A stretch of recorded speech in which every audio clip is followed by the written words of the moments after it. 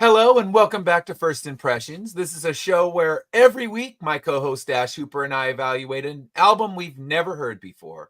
After playing it, we take notes, rate it in a variety of categories, and let you know our thoughts. And the album we're going to be looking at tonight is Roll with the Punches, the 2025 album by Bryan Adams. And no, you did not mishear that. Bryan Adams has an album that he put out in 2025. So there you go. Dash owns it. So I do. yes, the 2025. It's crazy to think he's still out there recording, but you know what? Do your thing. Why stop? All right, but what do we think of it? That's the question. So we'll see as we kind of dig deeper into this one. So, how are you doing tonight? Oh, it's much better than last week, but we're doing good. Getting ready. I feel like I'm getting ready to go back to the '80s a little bit with this, so I'm getting myself all jazzed up. So, all right, no, we're doing good. And I'm keeping it to myself. I will not disclose my feelings till we get there. We didn't talk backstage. We generally don't because we want to let things roll out naturally. Hold on, let me get DM on the text message. Yeah, you might want to let DM know this is his show. Yeah, I figured. And for those who know, that means, if you like hearing me grumble, welcome. I got some grumbling to do. But if you like couch metaphors, I'm loaded with them tonight. Loaded with them. I figured you would be. We're ready for the couch metaphors. My daughter was getting sick of them. She's like, no more, Dad. Enough. I figured you would have. I was singing songs. I was making shit up. It was bad. She's like, Dad, come on. You're being too mean. It's fantastic. Like, no such thing. No such thing.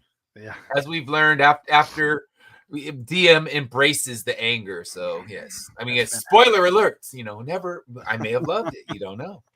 Maybe it's just one song in particular I'm grumbling about, but you got to watch the whole episode to find that out. Right. But like always, we're going to talk about the history of the artist, and he is, whatever I think of this particular album, that isn't my opinion of him as an overall artist. So that.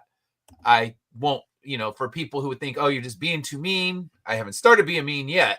But as an artist, when we get to our history, I have to lay it out there. I respect him as an artist, disclaimers before you come at me, before you, decide that you want to give me the treatment that we got already, know that I respect him. So, right. Bryan Adams, born November 5th, 1959 in Kingston, Ontario, Canada. So he makes our list of top Canadians on our show because I got no beef with him. He's not going on our Mount Rushmore. So all is good there. And he's a Canadian singer, songwriter, guitarist, and photographer. Apparently he's doing photography. I haven't seen his photography, but I know it's something that he's doing a lot of now. And he rose to fame in the early 1980s with his breakthrough album, Cuts Like a Knife, in 1983. And that had Straight from the Heart, the title track, Cuts Like a Knife. And, if you were a child of the 80s, as Dash and I were, there was no avoiding Bryan Adams. He was everywhere. He was on MTV. He was in movies. He was a top dog of the 80s. So, yeah, he then released in 1984 Reckless, which rose him to the top international superstardom. So that had Summer of '69, Heaven, Run to You. And really, if you're an artist and if you release those three songs, you can call it a day. You could retire on those three songs alone. So, the fact that he threw those all on the same album, that's impressive stuff. So he continued recording through into the 90s and reached huge success with the power ballad Everything I Do for You, which was from the whatever your opinion may be on it, the Robin Hood Prince of Thieves movie with the kind of wonky, I'm not quite British, but I'm going to talk snootily accent that we get from Kevin Costner. I'm British part of the movie, and I'm not British part of the movie. Him and Keanu Reeves need to just go to acting school for British because You get Keanu Reeves and Dracula, and that's some brutal shit to suffer through. Well, yeah, him and Winona should never ever try a British accent ever again. Yeah, and you get a good movie. I mean, I like the Bram Stoker's Dracula, but man, it's like you know what? Let them be American. We'll suspend disbelief, because if you try to make them if you let them try to be British, it's painful. And then you throw Costner in that, and we got our Mount Rushmore of bad British accents. So yeah, they're definitely on the top. We're getting off on tangent I watched a documentary on that today. Mm-hmm. Obviously doing a little bit to get ready for the show, but yeah, I thought it was funny that he took 2 days of lessons with a vocal coach, and they were finally like, he's like, I'm just gonna wing it, and then even the director's like, just let it go, and I still love the movie.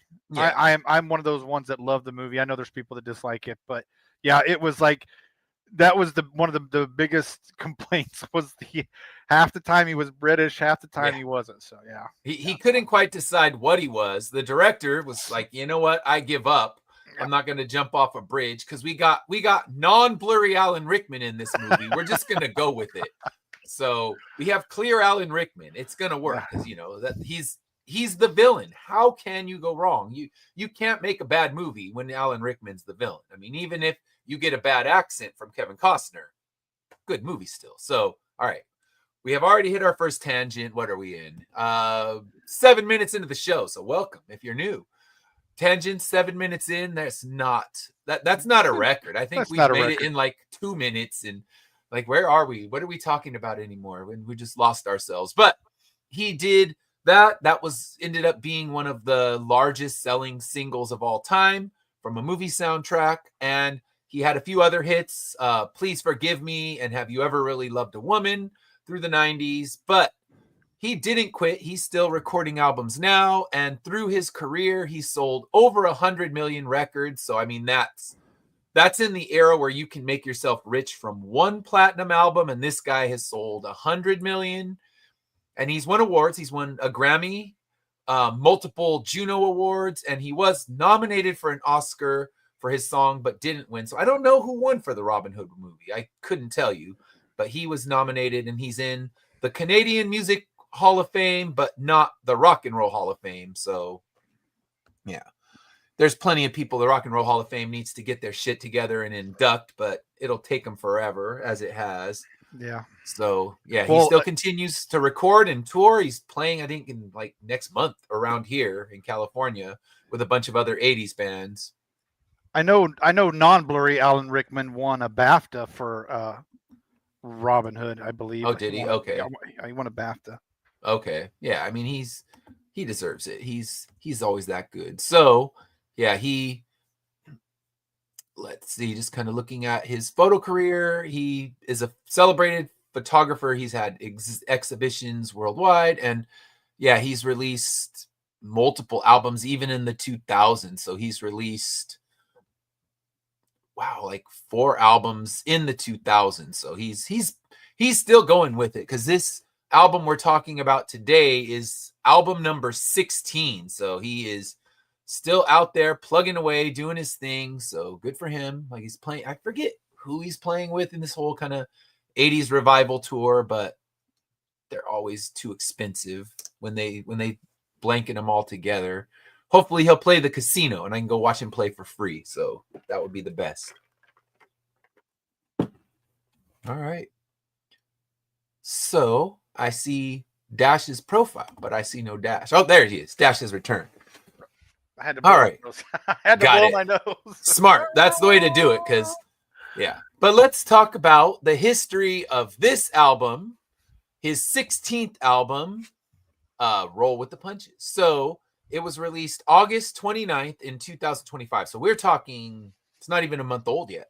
I didn't know it existed till you shot it my way. So he created his own record label, Bad Records, and this is his first album released on that record, on his own record label. He self-produced it, and I think that might be one of my criticisms, is the production. you never work without an editor because you don't Right. know what you know, and it's kind of like Billy Corgan working without an editor and just, without a producer. It's not the best idea, but he did bring in some co-writers, Mutt Lange, who, if you know anything about 80s music, Mutt Lange was all Everywhere. over writing. If there's a 80s band you love, Mutt Lange might have been directly involved in so many songs you would not associate with him, because I know he wrote for Heart, he wrote for country artists. I mean, Mutt Huey Lange has Lewis. Huey Lewis. So yeah, Mutt Lange had his hands all over the 1980s. So he's one of those names. If you know him, you know he's had major influence throughout the 80s, early 90s. Mutt Lange has been in there, just a hit machine for a stretch of time. So the album, they released Roll with the Punches, I think, back in March. So the song itself, to kind of hype up the album, it blends rock anthems, emotive ballads, and kind of keeps his signature sound and some messages of hope throughout it. So yeah, it was February he released the single Roll with the Punches. Make Up Your Mind came out in March. Never Ever Let You Go came out in May, and A Little More Understanding in July. So he's been rolling the songs out. I mean, obviously, I doubt he's getting any kind of radio play, but radio play is such a weird thing now. Anytime, anyway, he probably on satellite radio, on the classic Probably. rock station, he's probably getting played with that. And the Roll with the Punches tour is currently going with him and some other people, and it was released in CD, vinyl, digital, and a 2 CD version with an acoustic disc of the track. So Ooh, I might have to go get that.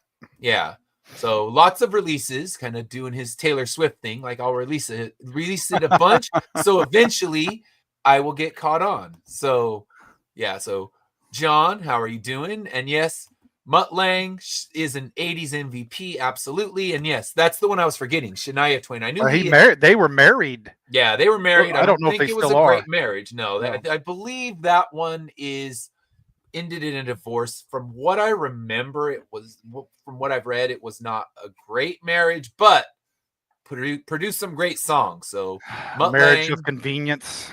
yes, absolutely, John. Mutt Lange is an 80s MVP, undoubtedly. So, and then so is Bryan Adams. I mean, and as much as I will preface that, I respect his 80s output, his 90s output, before you destroy me, just know, I'm not all bad. I'm in the right seat today, though. I'll say that much. You are in the right seat. Preface it.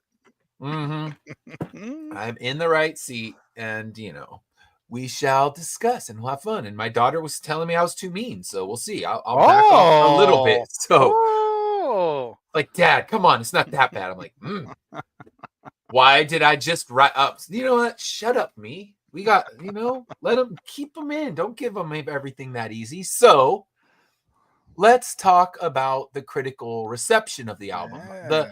The thing I found with the critical reception is it was hard to find reviews. Even though it's a newer album, a lot of the major outlets didn't review it. So we don't have a Dewey Decimal review from Pitchfork. We don't have a Rolling Stone review even. So the ones that I did find, what I discovered is they were pretty mixed. It was, the reception was that he hasn't reinvented himself, but it gives fans, like, if you're a diehard Bryan Adams fan, you're going to be fine with it. It placed high in Germany on the rock charts. So it's like, okay. And Japan. So Germany and Japan, it sold well. US, really, album sales are such a strange thing in the US now. I mean, unless you're Taylor Swift, you're not going to sell 1 million albums anymore. I mean, it happens. Adele, there's outliers, but the million selling artists, the platinum and, double platinum, you just don't see it in today's market where everybody streams their music. But in Germany, apparently, he's still moving units. Yeah, because obviously I've been stationed in those areas. Our American rock music will still do a lot better over there than they will here. That we have where we go in waves, a lot of the 80s artists and the 90s artists will stay at the top of their charts all the time. Yeah, and I think that's why you get a lot of those kind of 80s and 90s revival tours just clean up on that in those other countries where they can do moderately well out here. They're going and selling soccer stadiums out there. So, I mean, the love for them, because I know I was just watching footage from the last Smashing Pumpkins tour, and you're getting these gigantic crowds singing every single lyric, and it's just here they can still sell well, but they're not filling, arenas outside. So Now it's they'll just just hit the crazy. casinos. They hit the casinos and the smaller venues, like because we're getting Heart. I think we're getting Heart or somebody in a couple weeks, and it's at the casinos. That's where they're gonna play they'll still make their money, but they're gonna play stadiums overseas. They're gonna play stadiums. Yeah, you're right. You're right. To deeply passionate crowds on top of it all. You're not dealing with half mediocre crowds. You're dealing with crowds that know every song you sing, including the deeper cut. So yeah. But back to the reviews. Hot Press, which I've never read, but they gave it a 7 out of 10. They praised its energy and its classic Bryan Adams sound. Louder Sound noted that it was reliable. Bryan Adams is a reliable artist that you can count on for some good rock anthems. The critics that didn't seem to like it said it was predictable, and I would agree with that. They found the lyrics generic. More on that later. So some liked that it touched on social issues without getting overly preachy. Many felt that it didn't go deep enough, that it was cheerful rhythms, but it was just very obvious. And I mean, that's the thing I notice so much with late career releases from any artist is just what more do they have to say? They said so much. Do they have anything new to say to the world? And sometimes, yes. I mean, we found that with The Cure, and I walked into that one with as much reluctance as I did this one, because you just don't know. Is there anything left in the tank for these guys? That's a good point. Then some of the reviewers found it forgettable, and then saying that he lost what he used to have at Album of the Year. But overall, moderately positive. I couldn't even find it on Metacritic. So even through Metacritic, I couldn't find a number for that one. So it's probably because the Pitchfork decimal system hasn't done theirs yet. I think there's just not enough reviews probably to compile it all together. So I don't know. That's a good point. Checking right now to see if it actually is up. I definitely didn't see one on Pitchfork. So no, Pitchfork. I don't know if Pitchfork has any Bryan Adams, to be entirely honest. So Bryan Adams is not. This album's not on Metacritic. It is on Album of the Year, which gives user scores and critic scores, but they don't have enough critic scores to even get a number. And then the 11 users gave it a 45 out of 100. But I mean, that's user rating. So that's just that's just balcony Muppets like me. They don't count. That's the grumps. Listen, I'm gonna come after you, grumps. No, I can't. That's all right. Yeah, I'll be the balcony Muppet. You can sit down in the proper stands this time. So yes, let's talk a little bit about our history with Bryan Adams. So go ahead. What's your history with Bryan Adams? Listen, probably one of my favorite artists from the 80s. Like we said, if you grew up in the 80s like we did, he was all over radio, and Heaven was the high school or junior high and high school dance songs, so you dance to those. And so I love Bryan Adams. Cuts Like a Knife is still between Cuts Like a Knife, Heaven, and Everything I Do It For You. Those are my favorite songs by him, but I love all of his albums, and I love all of it. I mean, I really do appreciate all of his songs. But those are my top 3 favorites, even though you got Summer '69, things like that. But Cuts Like a Knife was just phenomenal on that first album. And then but so growing up in the 80s and then the 90s, you just Bryan Adams was a big part of your or at least for me, I shouldn't say your, but for me, it was a big part of my stable of listening. I had all the CDs everywhere I went, even when I moved into the military and went overseas and finally got to buy my first CD player. I mean, I bought all the CDs again, and his music went everywhere with me. And then, like you said, when I saw this, or Lorena saw the and then showed it to me, I sent it to you immediately and said, this is one I wanted to do. So, yep, it jumped to the list as soon as you saw it. So, yeah, it was. Well, yeah, so it's crazy that he's still out there recording. I mean, that's great. And for me, my history's probably the same as you. I honestly, I don't think I've ever played a Bryan Adams album in its entirety, but I have the greatest hits, and it's got some great songs on it. I mean, he wrote some all-timers for the 80s. I think Summer of 69 would probably be my favorite, but it got played so much. It's one of those ones you burn out on it, even though you listen to it again, you're like, okay, that still hits the right way, but it got played so much that a lot of people lose that. So I think Cuts Like a Knife, it's better because you haven't heard that one 8 million times. So you can hear it and it still has a little freshness in it. So yeah, I remember, yeah, like you said, Heaven's going to get played at the high school dances. It's going to get played at the junior high dances. So, I mean, yeah, he was just a part of the 80s. You can't think of the 80s without thinking of his voice, of his videos. He was just, ever present, and that's why he sold over 100 million albums, and that's in the US. I mean, we're not talking worldwide, so he's probably got another hefty chunk when you factor in everywhere else in the world that he was selling albums. And even I'm sure Canada, he just he made it out like a bandit in Canada. So yeah, so we might double that number if we base it on what he sold in the other countries. So yeah, he's going to.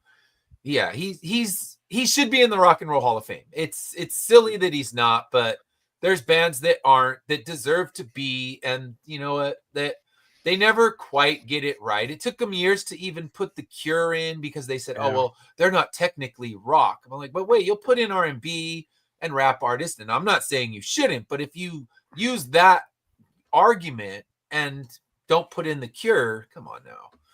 Get your shit together, Rock and Roll Hall of Fame. There's too many artists you're just snubbing, and even though whether he's my cup of tea or not, he deserves to be in. And absolutely. And I'm not saying he's not my cup of tea, but whether he is or not doesn't matter your opinion on him. And he hasn't come out and made himself look terrible in the public eye. I don't honestly know anything about his public persona, which is the best way to have it. Like, the less you know about them, the better. The less chance they get to move to our Hall of Fame, and no one, or not our Hall of Fame, but our Mount Rushmore. No one wants to be there. So the less we know, the better. And you don't hear anything about him treating fans poorly or other artists. So good, throw him in there. Dash and I are endorsing him next year's Rock and Roll Hall of Fame. Get him in. Word. All right, so we will start off with our overall thoughts. So what are your overall thoughts on this one? Listen, you kind of brought up a good point with some of the criticism and things like that. But I think that's what I liked about it. It was safe for me this time. Sometimes it's okay to be safe. Sometimes it's not. This time I felt like I was back in the 80s listening, because a lot of these tracks, a lot of the rock tracks were definitely 80s vibe-ish.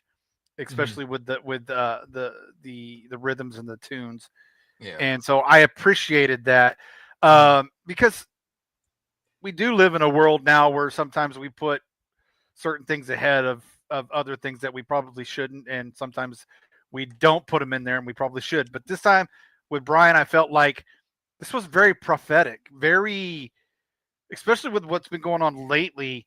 Some of these, and listening to this the last couple of days, a lot of these songs really hit. With we have a track called it's the closing track, Will We Ever Be Friends Again? I felt that very prophetic. How's that working for you? Very prophetic. A little more understanding. A lot of these songs, to me, and this is Dash's opinion. I'm not Mhm. endorsing or saying anybody else should feel that way, but for me, those were the songs that really felt, again, very prophetic for right now. Mhm. And so I appreciated those songs, I think, a little bit more than maybe if some of the things hadn't happened. I don't know. I don't know. I can't. Yeah, I mean, it's hard to say, Yeah, and it's hard. yeah, because if you can't take away what you get, the baggage that comes with whatever you're listening to at the time, and you just don't know where it would hit with you. But yeah, I don't know. Mine, I kind of agree with the critics who thought it was just too safe. It just was, it felt like it contained no edge. Like if you got Bryan Adams and you ironed him, that's what you get. You got like, all right, this is the clean kind of no mess, just very safe. The choruses I was hoping would grab me, none of them really did. I found the riffs more forgettable. I will say this, his voice still holds up. He Yes. sounds as good as ever. Now, how much of that is studio tinkering? I don't know what he sounds like Auto. live, but Oh, in this, he sounds strong. I mean, to me, I was listening to that, and he sounds just like he did back in the day. yeah. To me, it sounded. I've seen him live a couple times. Mhm. Well, I shouldn't say in person, but I've seen him on TV and live Mhm. concerts, and he sounded the same. And so I I don't think he's one of the auto tune guys. So No. I feel like he still has the chops and the voice to definitely do it. I will say there was one thing that kind of um, I was looking for that everything I do it for you ballad, that heaven ballad on this. Mhm. It wasn't there. Um, Yeah, so I I would will say say that that. was one of the things that disappointed me. But Mhm. overall, for me, for Dash, for little old Dash, who's sitting in Mhm. his chair right here, uh, I enjoyed it for what it was. It was safe, but it made me feel back home in the Yeah, '80s. It and made me really. that's good. And my Yeah. overall can be said by my man. I was waiting for it. So yes, yeah, there's my overall. The man goat. He's coming back. Yes, so he, like I said, he always sits right That's good. here and he's telling us. But yeah, I mean, I guess that's the thing. It's like I don't there was nothing I passionately disliked or passionately liked. So it definitely lives on the farm and the Yeah, meadow is there because it's just it's functionally good, but nothing was one-sided bad or good.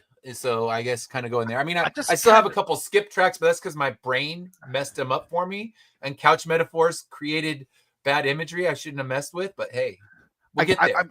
I kind of I just kind of wonder. And again, I'm not saying this is true or not because, like you said, this is a brand new studio for him and, Mhm. and label. And I just kind of wonder if this was a test a test of the waters of and whatnot to see if he really was still in it. Mhm. Um, so I mean that I don't know if that's the case or not, ladies and gentlemen. I'm just throwing my 2 cents in there, Yeah. but I do And the cover is fantastic. It's the giant Yes, balloon. I love it. I love it. It's so awesome. It's This one's getting framed. Okay. So it's getting framed. Yes. They had the other version where his face is getting punched. I was Yes. not loving that one. No, I thought that was the main cover. I'm like, that's just a stupid cover. But then I saw the balloon one. I'm like, okay, that's better. That one, I find that a lot better cover than the one with him getting his face punched. Like, all right, I get it. That's the yeah. metaphor, but damn, like you're hitting us over the head with your metaphor, and that's too much. But the balloon, it's more subtle. It works better. So yeah, now that I've seen the alternate cover, I'm with you. I like that cover. Yeah. The other one, no thanks. I'll pass on No, that I one. didn't like the face punch one at all. Yeah, that was just silly because yeah, he's old. He'd get ass knocked out if he got punched like that. He'd be on the floor.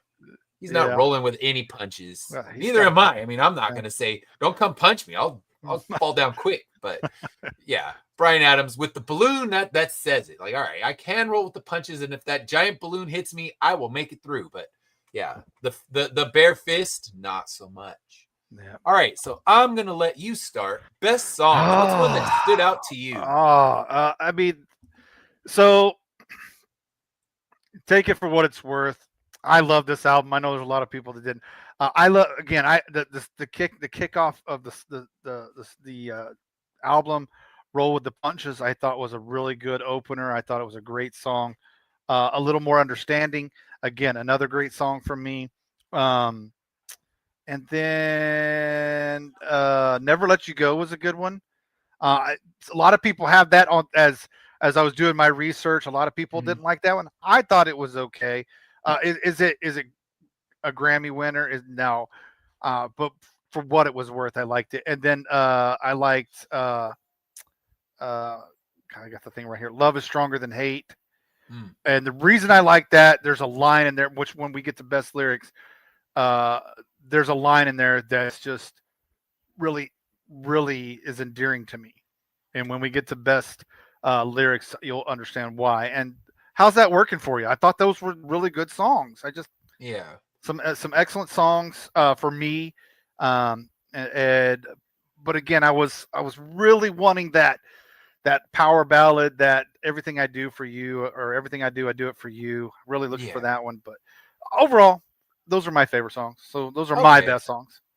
So I think we have one overlap. I had how's that working for you? I mean, my note was "Return of Beverly Hills Blues" because this Yeah. is like it's not edgy, it's very Beverly Hills Blues, but I liked the driving harmonica, I liked the Hmm. rhythm, the lyrically, I mean it didn't move me lyrically, but I just thought it just had a kind of a good dash test head bop. Yeah. I'm feeling it like, okay, I can kind of bob my head to this. Blurry Alan Rickman. We've talked about Clear Alan Rickman, but Blurry Alan Rickman would be kicking it in the Yes, he would Beverly be Hills kicking it with bar. us. He'd be looking at the women who still have the teased out hair because they're like, I'm from the 80s and I'm gonna just, go out to the Beverly Hills bar, listen to some Bryan Adams blues, kick it with Blurry Alan Rickman, and have a drink. They're gonna have like a white wine, of course, but even so, it This worked did for me. it I did can live. I can live with that one. it didn't have the Bob Dylan harmonica, the annoying harmonica at one Oh point. no, but This Bob was Dylan is. yeah, Oh man, yeah, it was. this was a We got. good yeah. I like the harmonica, and when I sometimes I know I want to kind of explain before I'll let you, and I don't want to mean to cut you off, but Yeah. when you ask when I think when you ask me what the best song, sometimes it's not the lyrics. Sometimes it is just the melody and the Mm-hmm. beat and the tone. And I'm glad you brought that up with the harmonica because I really felt it in this. And you're right, it was the head bob. Yeah. Sometimes the lyrics don't do anything for me, and the Mm-hmm. song does, the actual melody and tune. So I'm glad you brought that up. Yeah. It's the vibes. You Yeah, get you get those vibes. You're feeling it. You're just all right. The rhythm has grabbed me. I'm moving. I'm enjoying it. And honestly, I looked through the lyrics. It's like, they still do nothing for me. yeah, But it got me there. It's in the that kind of bluesy, but just it of the songs on the album, it kind of stood out stronger to me. And then I'll just mention it because April, her favorite one was "Two Arms to Hold You," so she was on the couch, and I did when it was oh gosh, one of the that lyrics. was It's but these long arms. I'm like, all right, how tall is he? And he's 5'8", so unless that was he's got like monkey arms, they can't yeah, be that long. that was the ballad. That was the ballad. I was wondering if there would be some uh feedback on from you. So Yeah, I mean, it to me, it was just I didn't. I guess like most of the album, nothing particularly moved me to love or hate it. yeah, But I just laughed at the lyrics when he was talking about like two long arms. Like, are you like six yeah, four or something? yeah, No, he's 5'8". Like, they're yeah, not that long, man. Unless you yeah. have a proportionally His monkey out like body build. No, I He's don't the get it. same height as I am, and he has so I guarantee you his arms are not that long. Yeah, two long arms. Like, all right, you could have just stuck with two arms. We'd have been fine with that. Yeah, yeah, You had to yeah. make me go look up your height, but yeah, that was one that grabbed me. But yeah, April liked it, so I will shout out to her because I honestly had Yeah, one song on my list. So shout out to April's favorite good song because job. she was relaxing on the couch listening to it with me, and she kind of fell in the same place with it, where it's just like nothing was terrible and nothing was great. And it's like I bought my head a couple times. Running test, it was so freaking hot yesterday. Nothing was going to pass the running test. Right. I waited till it was dark and it was still all 90 degrees and muggy. So I was like, yeah, the running test was just let me survive this run. Everything sucks. So yeah, I didn't give it a proper running test when it wasn't just misery and I'm, looked like I went for a swim, not a run. So I will give it another running test at a different date to see what happens. Because yesterday, nothing was going to pass the running test. It was just, I needed something loud and angry because that's the only thing that I was like, it needs to match my emotional state. Yep. And Bryan Adams' 16th album was not matching my emotional state. That is true. Right. I mean, yeah, it definitely passes the head bob for me, but I would probably be right there with you as far as a run test. I don't know if it would necessarily be, pass a run test. I think I turned it off at middle of song one. Like, nope. But again, it was a particularly horrible weather conditions for a run yesterday. 90-degree running is going to make anybody mad. So. 90 degrees at night. I'm running in the dark and it's 90s. Like, oh, that's the worst of it. Because you wait till it's dark thinking, okay, it'll be cooler. Well, yeah, it's cooler, but if it's still 90 when it's, full dark, it's going to be a crappy run and no artist is going to save it. And Bryan Adams definitely didn't. But like I said, I needed something different. So I grabbed it. But let's talk about now best lyrics, because I know you were kind of hinting at some that stood out to you. So what are some lyrics that stood out to you? Love is stronger than hate. One of the lines in there is, I've seen soldiers carry scars they'll never show, but love is stronger than hate. It's the only thing I know. Being 23 years military, that line just hit me. I mean, and it is so true. We will. I even made a joke about it today. Even on, I think it's probably why I posted, because I was listening to the song again. It's just, we do carry things. I'm instead of talking about my issues, I joke about it, and that's just the way I am. That's just the way I am. Mm-hmm. But it was so emotional, and for me, it just really brought me into the song. Yeah. So I think that's why I appreciated that one so much. And then I'm just, again, a little more understanding. I just said it was prophetic. And the world don't need another war. What we're dying for is a little more understanding.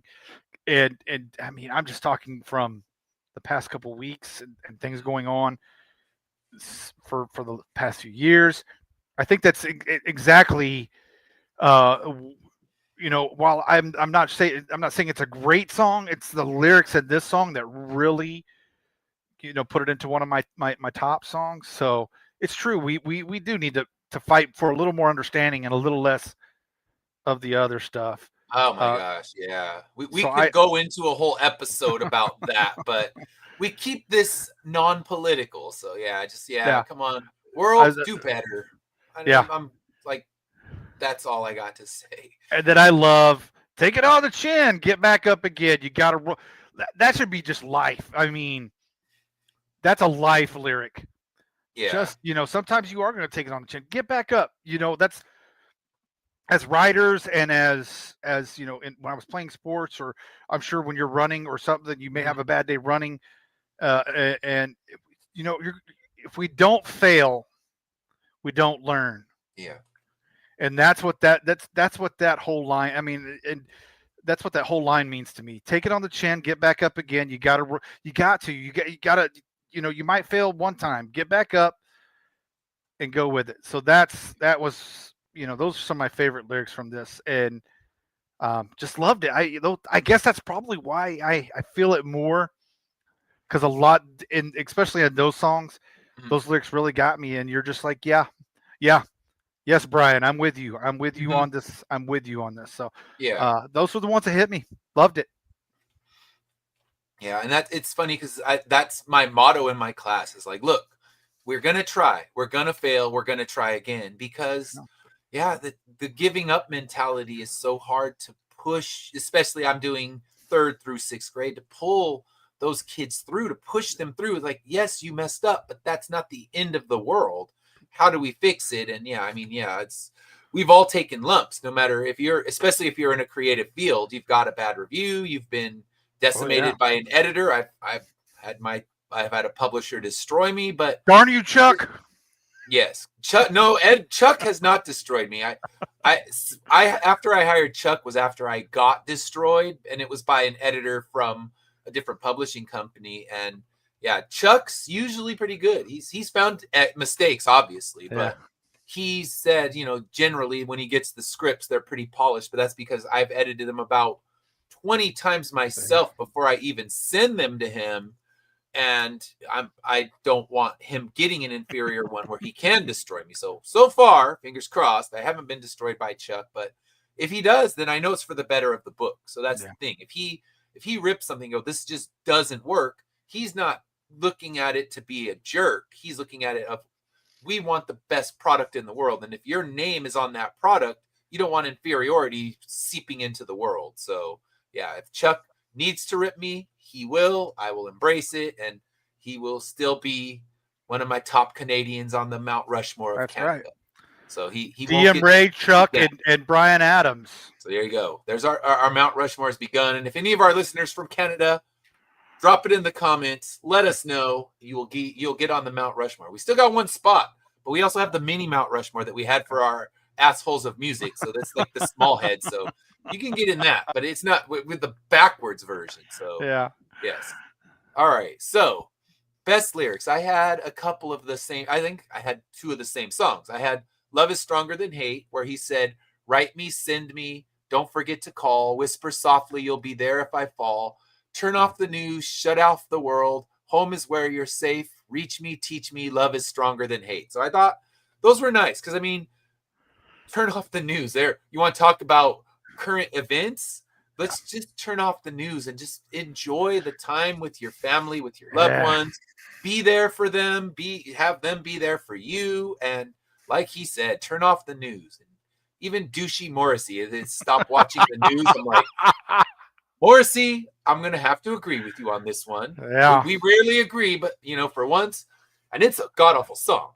Spent the day in bed. It's the stupidest song. But guys, stop watching the news. It's like, agreed, sir. Agreed. Mark this down. We're here together. September 17th, 2025, 8:43 Central Time. Ed said he agreed with Morrissey. Yes. Yeah. He can be on the Mount Rushmore. A broken clock is right twice a day. True. So Good point. He's got odds. And generally, I find him reprehensible. But in that one where he's talking about turning off the news, I think we'd all be better if we just turned off the media. And you know what? Don't find inherited hate from some other source. That's I'm getting too damn political, but yeah. Morrissey was right. Yeah. Damn it, Morrissey was right. And for me to say that, that just hurts my soul. Where's my holy water? Those holy water on us. Yeah. There's some there. I gave you some holy water. We're good. Woo. Cleansed. Good, yes. Moving on. No more talking about Morrissey being right. The world is a better place when he's wrong. Yes, right. This is true. All right, and then roll with the punches. My opinions on the song we'll talk about shortly. But I did find that I like the lyrics where sometimes life can hit you hard, might even leave you scarred. You want to find out who's your friend. You may never know until the bitter end. And I'm sure as someone with, he rose up, he became a millionaire, and I'm sure he found out a lot of fair weather friends existed in that world. Absolutely. I have not had that happen because I don't have piles of money that people want a piece of. Maybe they want one of my hot toys, but, I don't know. That's about all they can get from me is a cool action figure. But, yeah, he's seen those fair weather friends, and you find out who the real ones are. And, even in life, even if you have nothing, you find out who the people that are there for you are. So I liked those lyrics. So now good lyrics. We move into skip this one. So the question is, I'll ask you first because I got a couple. So are there any you would say to skip? as much as I love this album, there is one. There is one for me. Okay. Well, Two Arms to Hold You got really close. Got really close. There's a couple things I like about it, so I left it on there. But that was the one I was hoping would be that Heaven and that Everything I do it for you. But Be the Reason is the one I'm skipping. This one, while it just that was probably the most safe one that probably could just be like I can do without it on the album for the most part. Okay. It's more poppy. It's almost popcorn pop. Pop. It felt off to me.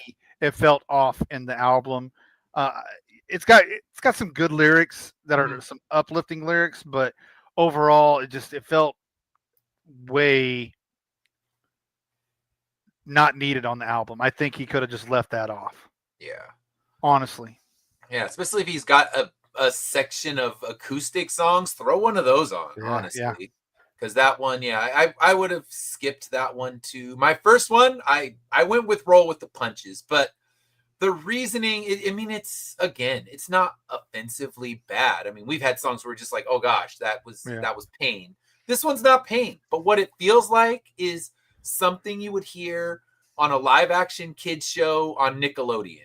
It's got that kind of edge. It's like, okay, Fresh Beat Band. I don't know if you ever watched that show. I watched it with both my kids, and it sounded like something that you would hear on the Fresh Beat Band, and the main character made a big mistake, and he ordered too many cookies for the bake sale. Yeah, I can see that. Now they're singing about, we're going to get through this, roll with the punches, and it just seems to have that, okay, this is like 8 teenagers talking, like singing jolly ways to get through. So I could almost hear the Backstreet Boys singing this. Yeah, literally, this could be a Backstreet Boys song. Like it nothing against the song. I liked it. I know you didn't, but yeah, I absolutely, yeah. This is a Nickelodeon after school television show song. I agree with that, but I still like it.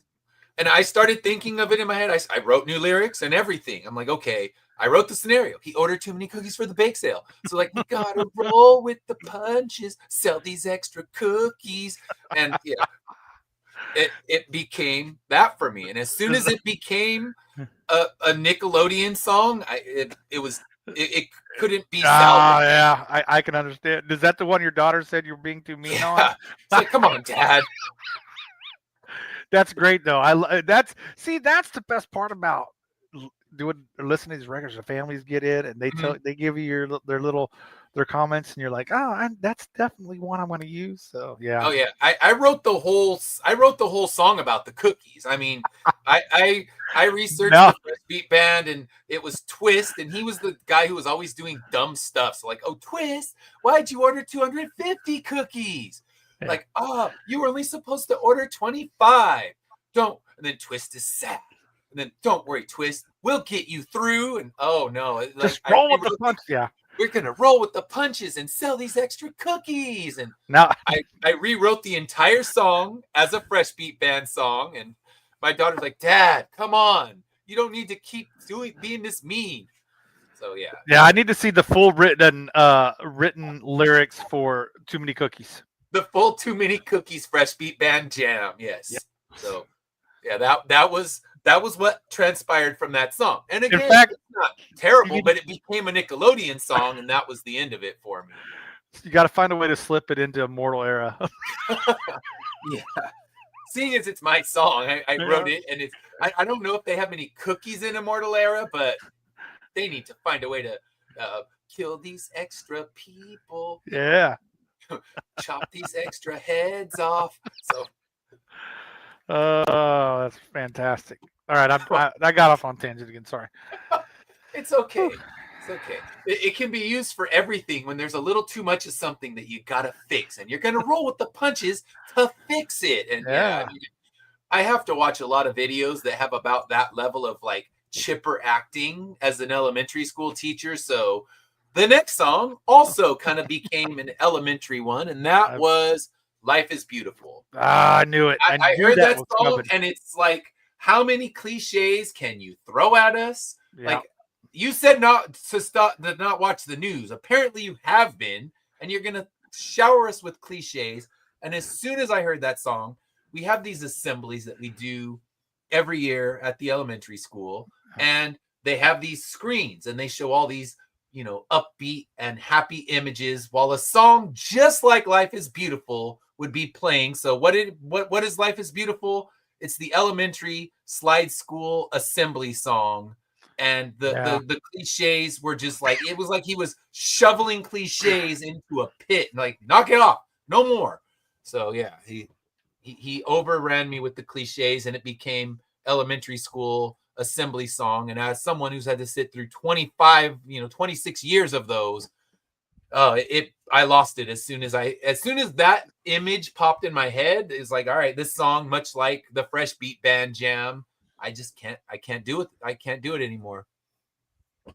And then, yeah, I mean, it was the court. You're never too young to live. Yeah, that was just so elementary school jam.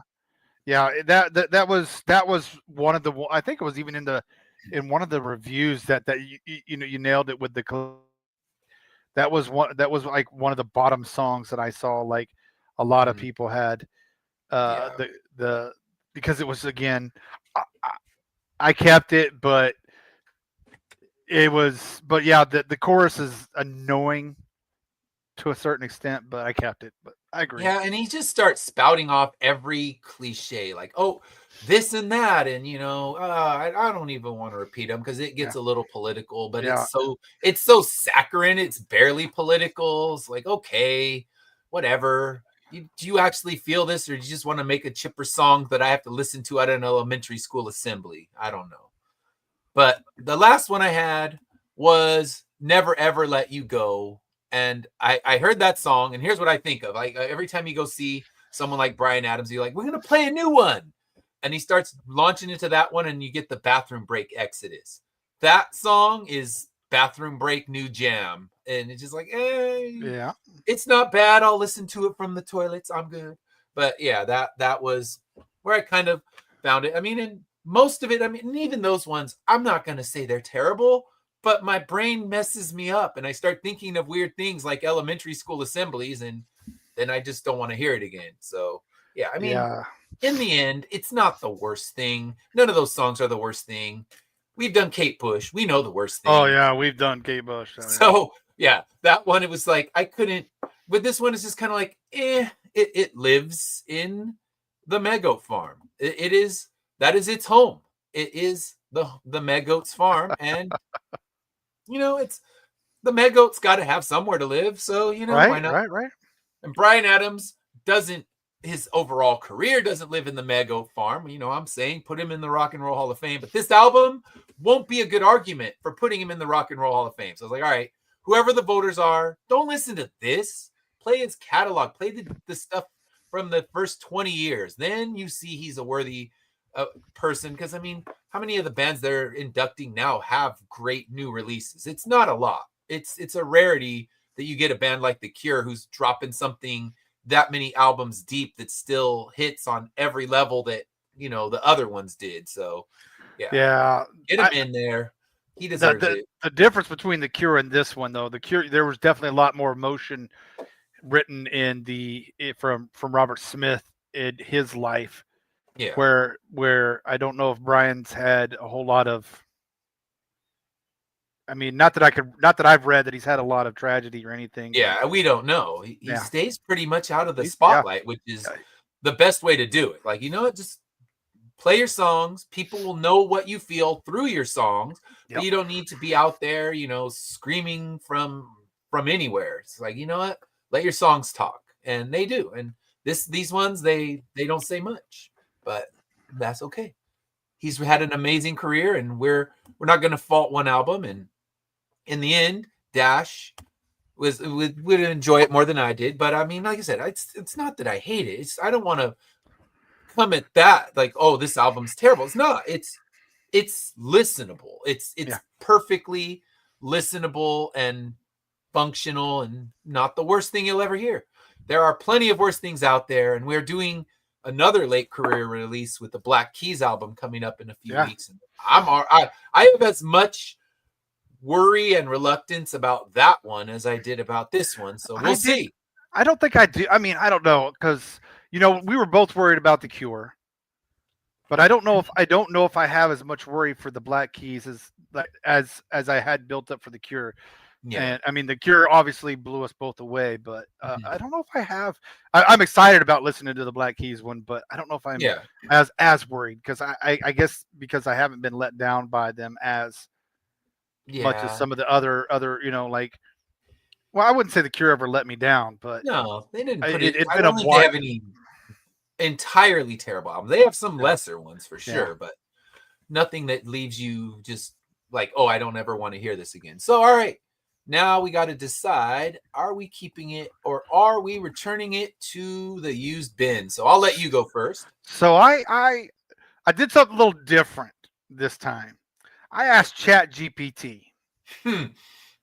I said, because obviously if you use ChatGPT or you use any of those types of apps, they get to know you a little bit because of the questions you ask it. Have them word certain things. So I asked it, I was like, based upon what you know about me, what would I do with this album and what would I rate it? And it said you would definitely keep it because you like the rock songs, and because you're into the rock songs, and you would give it out of a 10, you would give it an 8. And I was that was exactly right. I give it. I'm not giving it an 8 because, again, I give it an 8 because of the nostalgia for me, and it really made me feel like I was in the 80s, and the rock songs really did, to me, bring this album up. Are there some stinkers? Yeah. Are there some less than memorable lyrics? Absolutely. But when I'm judging, sometimes it's all about how I feel at the end of the album. And for this album, I was happy that I got it. I'm glad it's in my collection. I'm keeping it.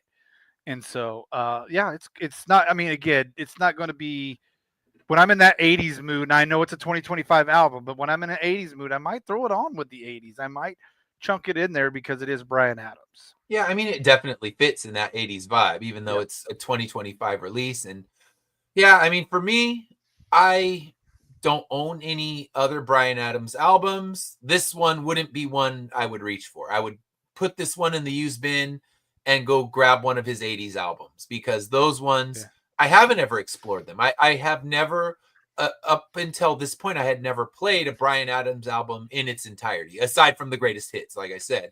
But like, to know the actual deep cuts and album cuts on an album, I've never done it. So I would, based on this, it makes me want to go back and explore some of his older albums to get something I can appreciate a lot more. So I'm going to put this one in the used bin and do a trade in, so I can, like, give me those 2 first Bryan Adams albums, and I will play those so I can get a deeper appreciation for all of his tracks. Because, like I said, I know the hits, and I know and enjoy the hits, but I don't know anything deeper than that. But of course, with the show, we have to come in blind, so it's one of those things where we couldn't do one of the older albums because you know them too well. So yeah, you're right. I don't disagree with your assessment on that. Yeah. So let's talk about next week. Next week, we are digging into what will be, it comes out Friday. So this is one of our quick reviews, where we've done it a couple times where we grab an album right when it's released so we can talk about it. And that is the Tron Ares soundtrack with music by 9 Inch Nails. So I am pumped. I'm actually going to see 9 Inch Nails tomorrow. So I'm really pumped up because their live show is always so good. I mean, Trent Reznor has such incredible production, and it is so good. So thank you so much. We appreciate that. So yeah, I'm excited about what Trent Reznor put into this, how much of it is just instrumental, how much of it is singing tracks. We don't know. There's been one track released, and that is literally all I know of this album. So I'm excited to dive into it. I'm excited to go to their show tomorrow because it's supposed to be a phenomenal show. What if they're going to be playing any of these? I know they play the one cut from that they've released already. Yeah. But beyond that, I don't know, because now with the album only a few days away, maybe they'll add some more of the songs in there. But yeah, I guess I can give the assessment. And beyond that, we're not just going to be covering Tron Ares. We're going to bring all the crew from Critical Affection, and they're all coming. So we got everyone from Critical Affection will be here talking about the album, and then in early November, we will be on Critical Affection talking about the movie itself. So should be fun. Yeah, but the album comes out before the movie, so we will dig deep into the album. And it's always interesting when you hear, especially a musical score like this, to think about what is it going to be in the context of the movie, especially the instrumental tracks. How does it fit into the movie? Because you don't know until you actually see the movie. Is this the first? Is Nine Inch Nails the first band to do an entire soundtrack since the '80s when Queen did Flash Gordon? No, Daft Punk did the last Tron movie. That's right. They did the entire. Yeah, that's right. They did. You're right. So they're kind of going back to that '80s style for Tron, which makes sense because Tron started in the '80s. But yeah. Daft Punk did the last Tron movie. I think the soundtrack was better than the movie, if you ask my opinion. Yeah, I don't want to spoil anything, but I'm not spoiling anything at all. I kind of feel that way with this right now, just from the dropped trailers. I'm feeling the music's probably a little bit better, but that again, trailers sometimes don't ever do anything for me, and I have to watch the movie to really get a. But I will watch it because it is Tron, and let's hope they surprise us in a good way, and that we can see this. But I think my hope, and I hope some decent confidence, is that whatever happens with the movie, Trent Reznor's not going to let us down with the soundtrack. So next week we'll be with the Critical Affection crew talking about Tron Ares, and Saturday we'll have Sarah and Dash that are going to be on the Wednesday show joining me for Saturday morning comic talk. So, yes, Saturday morning comic talk. We're gonna have Sarah, we're gonna have Dash, and we're gonna have Kevin.